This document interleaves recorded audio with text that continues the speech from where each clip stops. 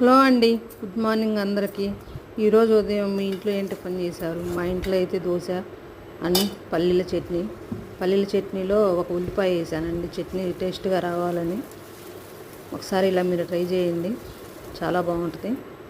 వెల్లుల్లి కారంతో దోశ వేసాను. నెక్స్ట్ వచ్చేసి ఎగ్గట్టు కూడా వేసానండి. పల్లీల చట్నీలో చాలా బాగుంటుంది అన్నమాట, టేస్టీగా ఉంటుంది.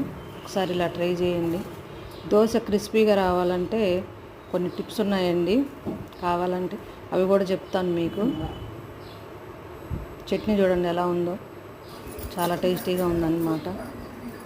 నెక్స్ట్ వచ్చేసి ఎగ్ దోశ వేసాను. చాలామంది చాలా రకాలుగా చేస్తూ ఉంటారండి చట్నీ. శనగపప్పు చట్నీ, కొబ్బరి చట్నీ, ఇలా ఎన్నో రకాలు చేస్తూ ఉంటారు. ఇలా ఒకసారి ట్రై చేయండి. ఉల్లిపాయ వేస్తే చాలా టేస్టీగా ఉంటుందండి. ఓకేనండి.